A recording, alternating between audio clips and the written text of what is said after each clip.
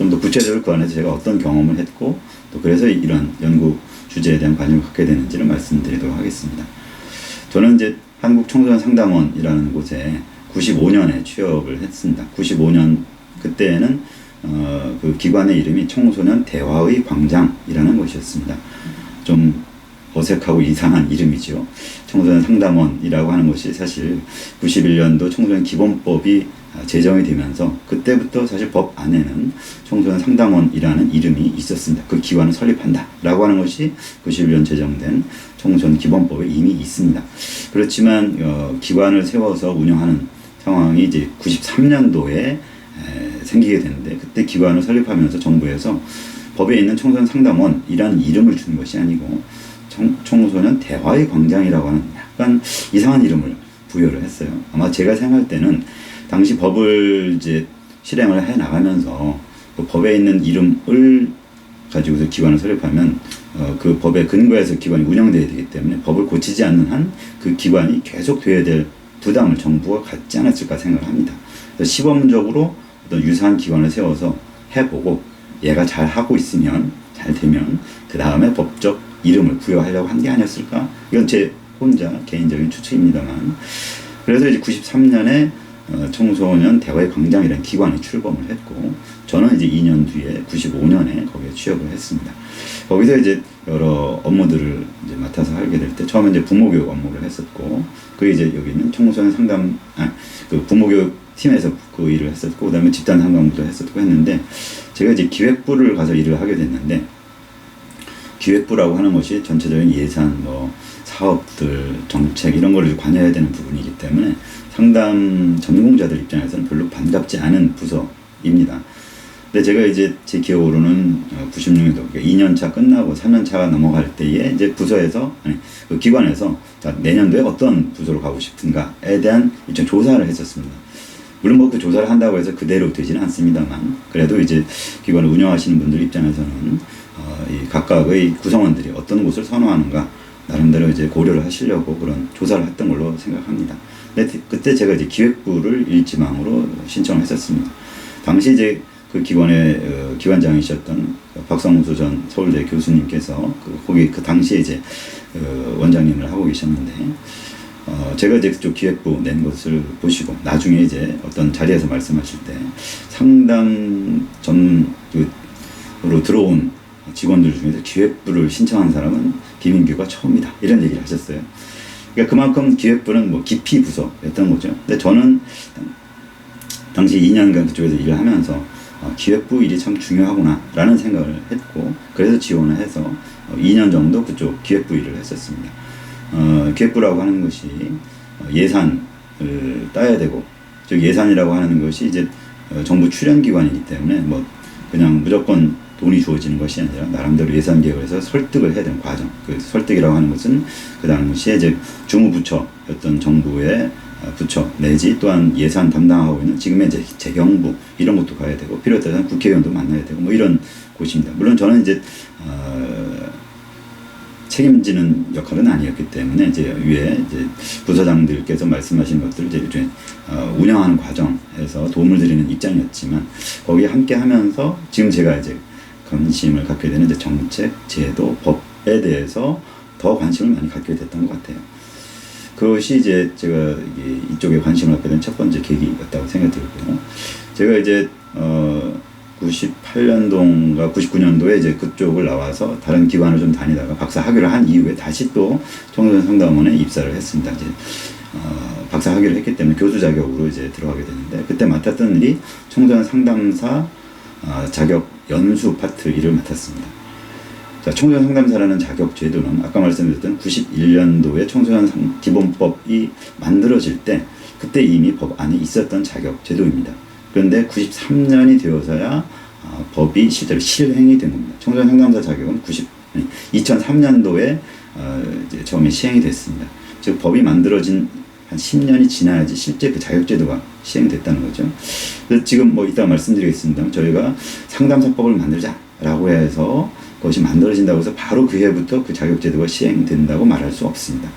여러 가지 이제 실무적인 어떤 논의 절차를 거치고 뭐 시행령이나 시행규칙 이런 것들이 만들어지는 과정이 있어야 되기 때문에 상당한 기간이 소요될 것으로 예상하는 것이 법의 실제 실행 관점에서는 맞다고 생각되는데 실제로 얘가 청소년 상담사 자격제도였습니다.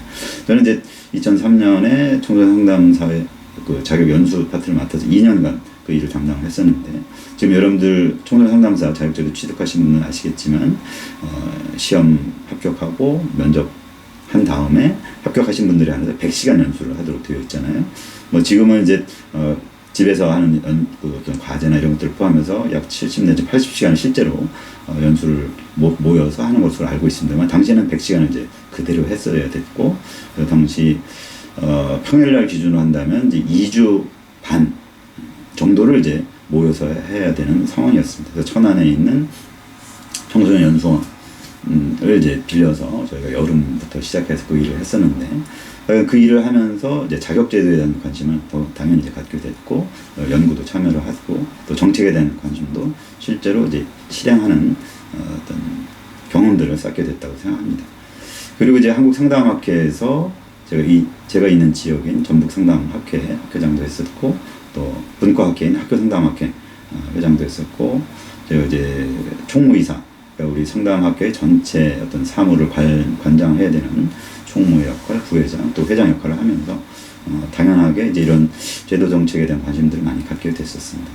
또 아까 말씀드렸던 상담학과 협의회라는 것을 만들어서 그것을 운영을 해나가면서 뭐 거기에서도 일정한 이제 우리 학부 졸업자들에 대해서 자격을 부여하는 자격제도도 만들고 또 여러 가지 학부 상담학과 졸업한 사람들의 어떤 진로와 관련돼서 여러 가지 정책이나 제도에 대한 관심도 갖고 또 저뿐만 아니라 여러 이제 해당 교수님들께서 같이 연구를 하실 수 있도록 지원해주는 제도도 만들고 뭐 이러면서 저희 실무적인 관심사가 많이 개발되었다고 생각됩니다.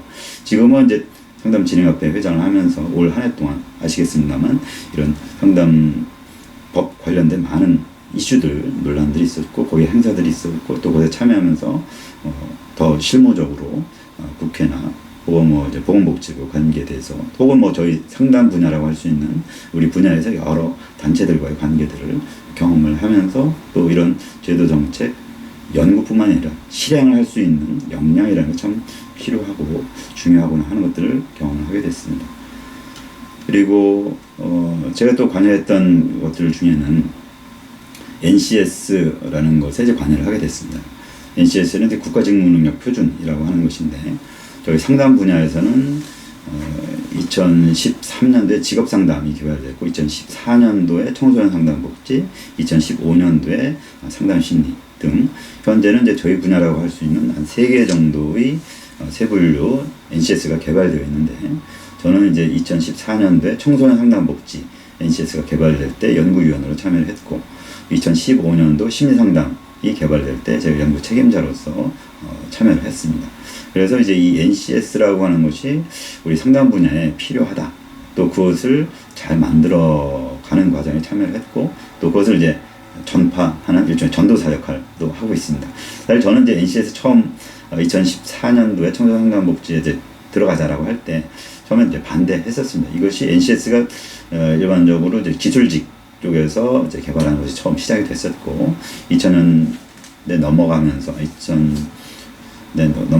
이제 그런 우리 사무직 쪽으로도 일반 사무직 쪽으로도 개발되기 시작했는데 좀 이게 시스템 자체가 저희 전문직에 좀 적합하지 않은 부분들이 있습니다. 그래서 그걸 반대를 했다가 국가적인 표준을 마련한다는 측면에서는 필요하겠다라고 생각해서 적극적으로 참여했고 지금으로 봐서는 잘했다라고 생각됩니다. 나중에 NCS에 대해서 좀 더 설명드리는 기회가 있을 거라고 생각합니다. 그리고 이제 학교 상담 시스템인 이제 위 프로젝트라는 것이 2008년도부터 교육부에서 주도해서 시작이 됐는데 거기에도 자문, 평가, 연구 등의 이제 관계를 하면서 또 이런 연구 관심을 또 많이 개발했던 것 같습니다. 그리고 조금 이제 제 개인적인 것으로서 제가 상담 정책과 관련된 뉴스레터라고 말하기는 좀 그렇습니다만 제가 어떤 자료를 모아서 여러분들에게 배포하는 활동을 했었고 그걸 저는 당시 이제 상담정신이라는 이름으로 했던 것으로 기억이 됩니다. 아마 제가 이제 청소년 상담원에 이제 근무를 하면서 아까 말씀드렸던 여러 경험들을 통해서 상담 정책이라는 것이 중요해 그런 자료를 이제 제 나름대로 찾아보는 과정에서 나름대로 의미 있는 자료들이 모아지고 이거를 저뿐만이 아니라 이런 상담 쪽에 계신 많은 분들이 좀 공유했으면 좋겠다 하는 생각에서 한 달 내지 두 달에 한 번 정도씩 비정교적으로 제가 모은 자료들을 제가 아는 분들 제 기억으로 한 100여 명 정도에게 배포를 했던 것 같아요. 그걸 보내드렸는데 아마 이제 어떤 분들이 스팸 메일로 처리하셨을 것 같아요. 귀찮은 자료들이고 별로 관심 없는데 왜 보내? 라고 하면서 이제 생각하셨을 텐데 또 어떤 분들은 나름대로 의미 있는 자료구나 생각하셔서 참고하시는 것으로 활용하셨다고 알고 있습니다. 그래서 잠시 후에 제가 이제 어떤 식으로 그걸 했는지를 좀 보여드리고 여러분들께서도 뭐 꼭 이런 뉴스레터 발행 같은 것들을 하지 않으시더라도 개인적으로 이런 정책, 법 이런 것에 관심 있을 때 어떻게 자료를 찾아보지 하는 것들을 좀 같이 해보도록 하겠습니다. 그리고 이제 연구 경력이라고 하는 것들 좀 말씀드리도록 하겠습니다. 아까 말씀드렸던 이제 실무 경력이라는 것은 제가 이제 직장이나 혹은 관계됐던 일들을 통해서 어떻게 법 정책에 대해서 관심 갖게 된 걸 말씀드렸던 거고, 제가 이제 연구를 하면서 이런 분야에 대해서 어떻게 했는가 좀 말씀드리도록 하겠습니다. 저희 이제 학위를 하시면 그 과정이나 혹은 박사 학위를 하고 난 이후에 저희가 이제 연구 지원 받을 수 있는 구조가 여러 가지가 있는데 그 중에 이제 한국연구재단이 비교적 많은 분들한테 연구 지원을 하고 있습니다. 저는 이제 2021년 이거 잘못됐네요. 2011년 2013년까지인데 잘못되어 있습니다. 예, 여러 연구 계획서를 제출해서 다행히도 또 채택이 돼서 지금까지 연구재단의 지원으로 여러 연구를 진행해 왔습니다. 전문상담교사 양성 및 연수과정에 대한 연구를 했었고, 한국형 상담교육 인증체제 개발에 대한 연구 3년짜리 진행했었고, NCS 기반 상담자격 연구 3년짜리, 또 현재 하고 있는 것이 상담법제화 내용 연구 3년짜리 이렇게 하고 있습니다. 그리고 이제 교육개발원과 관련해서 이 교육개발원에서 이제 학교상담 관련된 이 프로젝트 관여를 하고 있는데 거기에 이제 여러 연구로 이제 참여를 해서 윗센터 운영 매뉴얼이라든지 혹은 이 프로젝트 사업이 장기적으로 어떻게 발전되면 좋을지에 대한 연구, 또 지금 청소년 상담복지 개발원처럼 학교 상담을 전담하는 기관을 세우는 게 좋겠다 하는 이제 제안을 받고 그거를 이제 또 연구 보고서를 하나 내자라고 해서 당시 이제 가칭으로 한국학교상담원이라고 하는 것을 설치 및 운영을 어떻게 하면 할 수 있을까 이런 연구도 했었습니다. 또 학생상담지원센터, 이건 이제 윗센터를 이렇게 이름을 표현한 것인데 그런데 내실화를 위한 직무기준 및 평가체제 연구도 했고, 또 전문상담교사 양성 및 선발 관련된 연구들도 여러 가지 진행을 했었습니다. 그리고 이제 청소년상담복지개발원과 관련해서는 이외에도 여러 가지 제가 이제 청소년상담원에 여러 번 근무도 했었고 일도 했었기 때문에 또 다른 것도 있겠지만 일단 이제 중요하게 제가 생각되는 제가 참여했던 연구는 청소년 사회안전망사업 성과평가 지표 개발. 그러니까 지금 CYS넷이라고 하는 것이 이제 잘 운영되고 있는지를 평가하는 그 시스템 개발하는 연구에 참여를 했었고, 또 청소년 상담사 자격제도 지금 1, 2, 3구로 나누어져서 여러 가지 아까 말씀드렸던 100시간 연수도 하고 여러 가지 하고 있는데 그 자격제도를 개선한 연구를 2013년도 또 2017년도에 했었습니다. 올해 제가 참여했던 연구는 이런 NCS 아까 말씀드렸는데 저희가 이제 개발된 NCS 청소년 상담복지 요거를 활용을 해서 지금 청소년 상담복지센터에 근무하시는 분들의 어떤 역량평가를 어떻게 할 수 있을까 하는 것에 대한 연구를 수행을 했고, 내년부터는 아마 그것이 실제 청소년 상담복지센터에 계신 분들 역량평가에 활용될 거라고 생각이 됩니다. 그리고 또 그 역량평가로 그치는 것이 아니라 그 평가된 결과를 가지고서 내가 어떤 분야의 역량을 더 개발해야 될까라고 하는 일종의 맞춤형 연수와 연동되는 그런 제도로 활용될 것이라고 기대하고 있습니다. 그리고 그 이후에 제가 또 참여했던 몇 가지 연구 말씀드리면, 지금 경기도 지역사회 서비스 투자 사업을 관장하는 서비스원에서 그 서비스에 참여할 수 있는 자격을 어떻게 이제 관리를 할 것인가 하는 연구를 부탁을 받아서 제가 올해 초에 그걸 했었고, 아까 말씀드렸던 청소년 상담복지 시민상담 NCS 개발 및 개정하는 과정에 참여를 했었습니다. 그리고 정신건강상담사라고 혹시 이제 여기 참여하신 분들 중에 이 자격을 보유하고 또 보수교육에 참여하셨던 분들 계실 수 있는데 2013년도에 당시 정신보건법을 개정하려는 움직임이 있었습니다. 보건복지부, 당시 아마 보건복지부였겠죠. 그래서 저희 이제 상담계에서 파악을 해서 야 이거 안 되겠다. 왜냐하면 이제 그 당시 정신보건법이라고 하는 것이 정신질환자 및 그 가족에 대한 그런 법인데 그것을 일반 국민까지 확장을 시키고 또 저희 일반 시민상담의 영역까지 그 정신보건법 안에 넣으려고 하는 시도를 저희가 파악을 했기 때문에 그것을 반대하는 것으로서 저희 상담학회를 비롯해서 상담심리학회 두 학회가 이제 주축이 돼서 반대하는 모임을 갖게 됐었습니다. 근데 이제 그것을 진행하는 과정에서 저희가 반대를 한다고 해도 저 법이 통과될 가능성이 높다라고 생각했습니다. 왜냐하면 이제 의사들 그룹을 이길 수 있는 다른 이익단체가 사실 없기 때문에 저희가 어떤 방식으로 반대를 해도 저 법이 통과될 수도 있는데 라는 걱정을 하면서 만약 그렇다면 저 제도 내에서 우리 상담사의 역할을 그래도 좀 담보할 수 있는 방향으로 우리가 뭘 만들면 어떨까라고 생각을 하면서 당시 정신보건 전문요원에다가 정신건강 우리 상담사를 넣자 이런 이제 아이디어를 만들어내게 됐고 그러면 우리도 그런 정신보건 요원들과 유사한 어떤 수준의 자격을 만들어야지 라고 하면서 당시 이제 정신건강 상담사 이것이 이름이 조금씩 바뀌긴 했습니다만 그러니까 정신보건 요원으로서의 상담사를 만들어보자 하면서 그런 자격을 이제 만들게 됐는데 그 당시 제가 이제 상담학회에서 또 이런 자격과 관련된 일들을 하다 보니까 저한테 이제 초기 설계를 맡겼고 제가 일단 정신보건 요원을 이제 참조를 해서 제도를 만들려고 했었습니다. 그리고 그 이후에 이제 그런 제도 안이 만들어졌습니다만 2014년부터 저희가 이제 자격증 발급을 하면서 거기에 있는 이제 수련을 진짜 다 한 분들한테 주기엔 너무 시간과 여러 가지가 충분치 않았기 때문에 당시에 이제 상담학회나 상담심리학회 혹은 또 다른 이제 큰 학회의 어떤 자격을 이미 취득하신 분들한테 일정 정도의 보수 교육을 드리고 그 다음에 이제 형식적이지만 이제 시험을 치르고 해서 정신보건 상담사는 자격을 이제 취득할 수 있도록 하는 시스템을 만들어 갔죠. 물론 그 이후에 이제 이것이 계속 잘 진행되지 못했고 또 상담심리학회가 중간에 여기서 나가고 여러 가지 일들이 있었고 지금은 좀 유명무실한 자격이 되었습니다만 당시에는 어떤 정신보건법 개정의 어떤 과정에서 저희 상담계에서 할 수 있는 최선의 노력이었다고 생각되고 또 그것이 지금의 또 상담 법제화를 이루는 과정에 어떤 문제의식 내지 어떤 여러 학회들이 모이는 힘을 제공한 중요한 단서가 됐다라고 생각이 됩니다.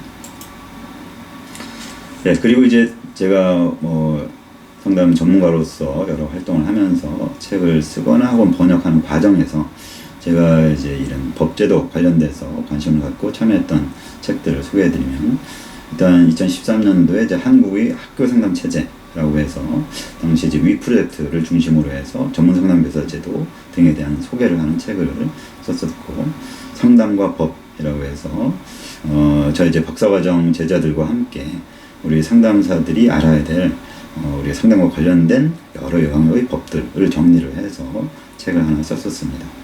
그 다음에 상담 행정과 정책이라고 해서 저희 학교에 이제 상담 행정이라는 과목이 학부에 개설되어 있습니다. 저희 학과에 이제 이호준 교수님께서 담당하고 계신데 오랫동안 그 과목을 담당하시지만 이제 교재로서 쓰기에 적합한 책이 사실 없었습니다. 그래서 상담 행정 쪽 교재로 쓸 수 있는 책을 한번 만들어 봅시다 라고 해서 이제 필진을 구성을 하면서 저희 이제 교수들뿐만이 아니라 청소년 상담복지 개발원에서 이제 청소년 상담 실무 정책을 담당하시는 분, 또 위 프로젝트 쪽에서 또 실무 담당하시는 분, 또 대학 상담센터에서 또 실무를 담당하시는 분들 이런 여러 영역의 우리 상담계 전문가들을 모시고서 책을 씁시다 해서 이제 상담 행정과 정책이라는 책을 냈었고 그 다음에 상담 교육 과정의 구성과 평가라는 책도 이제 번역을 하게 됐습니다. 이건 이제 미국의 ACA에서 나온 책인데, SLO라고 해서 Student Learning Outcome. 그러니까 학생이 상담과 관련된 것을 이제 공부를 하고 나면, 수련을 하고 나면 그의 outcome, 이 성과를 어떻게 평가할 수 있지? 라는 관심으로 쓰여진 책인데, 그 책을 이제 번역을 하면서, 저 이제 책 제목을 상담 교육 과정, 을 어떻게 구성할 것인가, 또 그것을 어떻게 평가할 것인가, 이런 제목으로 이제 책을 냈습니다. 그래서 저는 이제 이런 저희 실무 경력이나 또 연구나 또 이제 책을 내고 번역을 하면서 뭐 다른 영역에 대해서 관심을 갖고 또 연구를 했습니다만 이런 이제 정책, 제도, 법이라는 것을 저희 주요 테마로 삼고서 진행을 해왔고 지금도 앞으로도 이제 그렇게 하려고 생각합니다. 얼마 전에 저희 이제 박사과정 학생이 한 명이 저한테 이런 질문을 하더라고요. 교수님 쪽으로 왜 지도학생 하겠다는 사람들이 많이 안 올까요? 이렇게 물어보더라고요. 그래서 물론 제가 역량이 부족하니까 저를 선호하는 학생들이 적을 수도 있겠지만 아마 제가 이제 이런 쪽으로 이렇게 많이 이렇게 알려지다 보니까 제가 이제 실무 경력, 상담 실무라는 측면에 집중하기보다는 이런 정책, 제도 이런 쪽에 하는 것이 지금 석사, 박사 들어오는 학생들 입장에서는 별로 그렇게 매력적이지 않은 부분들이 있어 보인다. 제가 이제 그렇게 답변을 했습니다. 물론 저희 학교에 이제 저 말고도 저를 포함해서 8분의 이제 상담 전공 교수님들이 계시고, 임상 전공 교수님도 계시고, 일반 심리 전공 교수님도 계시고 하다 보니까, 학생들이 다양한 욕구를 채울 수 있는 다양한 이제 지도 교수가 가능하고 하다 보니까, 저에게까지 순서가 안 온다고 생각할 수도 있겠지만, 어쨌든 저는 이제 그런 상담 정책, 법, 제도 연구라는 것이 저희 어떤 브랜드가 되다 보니까, 그런 이제 실무적인 측면에 대한 관심을 갖고 있는 학생들 입장에서는 조금 이제 지도 교수로서 삼기가 어려울 수도 있겠다. 당연히 이해를 하고 또 그것이 나쁘지 않다고 생각합니다. 그렇지만 제가 이제 아까 잠깐 말씀드렸던 이제 교육학이나 혹은 사회복지나 혹은 의학이나 이런 쪽을 보면 이 정책이라는 측면에 관심을 갖고 노력하시는 분들이 있고 또 그들을 통해서 제도법이 발전해 나가는 것을 볼 수 있다고 생각합니다. 저희 상담 쪽도 상담 실무를 열심히 하고 능력 있는 분들이 길러지는 것이 당연히 가장 중요한 일이겠지만 열심히 공부한 수련한 내용들을 펼칠 수 있는 장을 누군가는 만들어야 되는데 그것을 우리가 아닌 다른 영역 사람들, 예를 들어 복지하는 사람들이나 의학을 하는 사람들이나 혹은 교육하는 사람들이 그분들이 우리를 배려해서 자리를 만들어줄 걸 기대하고 거기에 가서 내가 열심히 일해야지 라고 하는 것은 사실 적합한 전략은 아닐 것 같아요. 그분들은 또 그분 나름대로의 그쪽 정체성 영역을 확대하기 위해서 노력을 하는 것이고 그 과정에서 필요하니까 저희를 쓰는 것이기 때문에 저희가 갖고 있는 역량을 충분히 발휘할 수 있는 장을 이렇게 잘 만들어줄 거라고 기대할 수 없다고 생각합니다. 저희들이 그 장을 저희가 만들어야 되고 그렇게 하려면 이런 연구 내지 실무적으로 뛰는 사람들이 당연히 있어야 되고 그것을 자기의 주요 브랜드로 삼고 노력을 해야 사실 그 일이 진행될 수 있을 것이라는 생각을 합니다. 여러분들께서도 실무 능력 향상을 위해서 당연히 노력하시겠지만 이런 정책, 법, 제도에 관련된 관심 또 실제적으로 뛰는 그런 실무적인 활동에도 같이 관여를 해주시면 고맙겠다 생각을 합니다. 자, 제가 아까 제 나름대로 개인적으로 자료를 모아서 여러분들한테 보내드리는 일들을 했었다라고 말씀드렸는데 몇 개의 사이트를 제가 소개를 해놨습니다. 지금 이것들을 다 볼 수는 없겠습니다만 여러분들께서 이런 상담 정책이나 제도 관련된 것들을 어디 가서 자료를 찾으면 좋을까 하는 것에 시범적인 자료로서 이런 것들 좀 활용하실 수 있을 것이라고 생각됩니다. 몇 가지만 그냥 간략하게 좀 소개해 드리겠습니다. 국가법령정보센터라고 하는 것은 현행 우리나라에서 시행되고 있는 여러 법의 내용들을 실제로 볼 수 있는 사이트입니다. 예를 들어서 교육법이라든지 청소년 기본법이라든지 복지 관련된 법 실제로 우리나라에서 어떤 법이 있지? 라는 것을 볼 수 있고 또 법이라고 하는 것이 이제 법, 그 다음에 시행령, 시행규칙 이런 것으로 이제 단계가 구성되어 있는데 그런 구체적인 내용도 볼 수 있고 혹은 현행법이 이제 개정되기 전에는 어떤 내용이었지라는 이전의 법령의 내용도 볼 수 있는 아주 좋은 시스템이기 때문에 이런 법에 대해서 관심이 있다면 일단 법령정보센터를 활용할 수 있고 그 다음에 이제 법이라는 것이 국회를 통과해야지 법으로 이제 실제로 제정이 되고 시행이 되잖아요. 그래서 국회에서 어떻게 이 법과 관련된 내용들이 진행되고 있지? 라는 것을 볼 때에 국회 의원정보 시스템을 활용할 수 있습니다.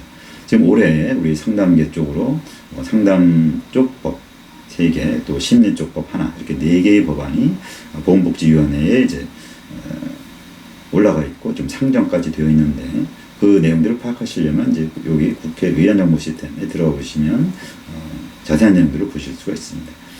그 다음에 교육부나 보건복지부나 여성가족부의 이제 보도자료 사이트를 제가 올려놨는데 제가 이것을 이제 활용하는 이유는 이제 정책이라는 측면에서 각 부처가 가지고 있는 주요 관심사들을 이렇게 보도 자료를 통해서, 보도 자료는 이제 언론에 배포하기 위한 것이죠. 그래서 언론에서 자기들의 관심사를 좀 보도해 주기를 바라는 마음에 자료를 만드는 것인데요. 이 보도 자료에 가보면 뭐 저희 상담 분야 이외의 것들이 많이 있습니다만, 저희가 잘 찾아보면 우리 쪽에 상담 분야에 관계된 정책들의 소개들이 꽤 자주 올라오고 있는 것들을 볼 수가 있습니다. 그리고 저는 특히 이제 지금처럼 이제 연도가 바뀌는 시점이 되면 각 부처마다 대통령 업무 보고라는 것을 합니다. 각 부처가 뭐 12월 말에 하기도 하고, 이제 일정에 따라서 1월 초, 2월까지 이제 한 3개월에 걸쳐서 대통령 업무 보고라고 하는 것을 하는데, 거기에 이제 그 다음 해 연도에 그 부처가 어떤 일을 주요 관심을 가지고 할 것인가 하는 내용들이 비교적 상세하게 나와 있습니다. 물론 뭐 그대로 다 된다고 말할 수는 없지만, 일단은 각 부처가 한 해의 사업 계획을 어떻게 하고 있지라는 것들을 볼 수 있고, 또 그것에 따라 저희 상담계가 어떻게 대처하면 좋을까 하는 것들을 볼 수 있는 좋은 자료가 됩니다. 그래서 이런 이제 보도 자료라고 하는 것도 저희가 찾아볼 수 있는 좋은 자료 제공 시스템이라고 생각이 되고요. 그 다음에 정책 연구 관리 시스템이라고 해서 프리즘이라고 보통 이야기되고 있는 자료 시스템이 있습니다. 이것은 이제 정부 내지 지방자치단체가 연구 용역을 발주했던 이제 공공의 연구물이라고 할 수 있겠죠.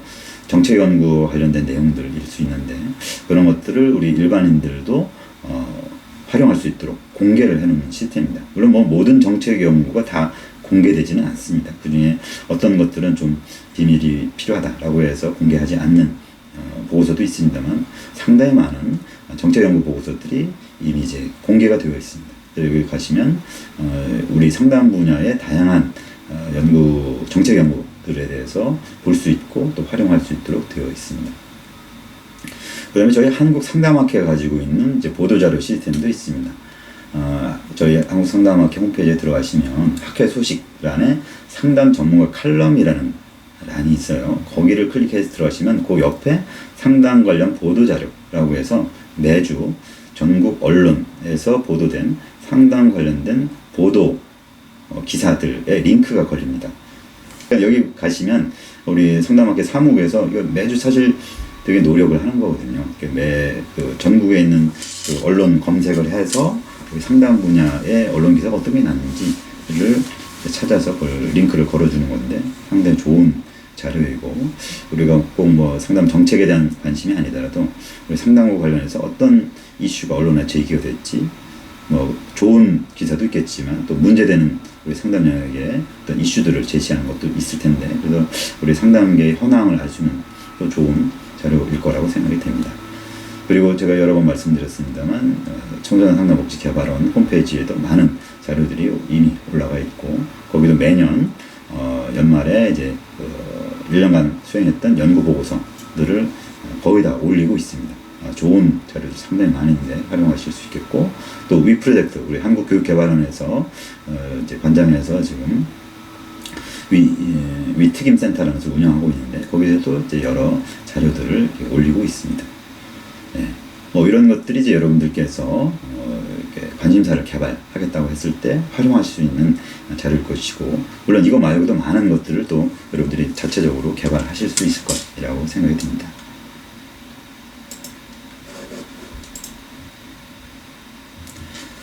네, 그러면 이제 지금까지 제가 어떻게 이 상담법 제도와 관련해서 관심을 갖게 됐는지를 소개해 드렸고, 또 여러분들께서도 이제 이걸 개발하신다면 어떻게 하면 좋을지를 잠깐 이제 말씀을 드렸습니다.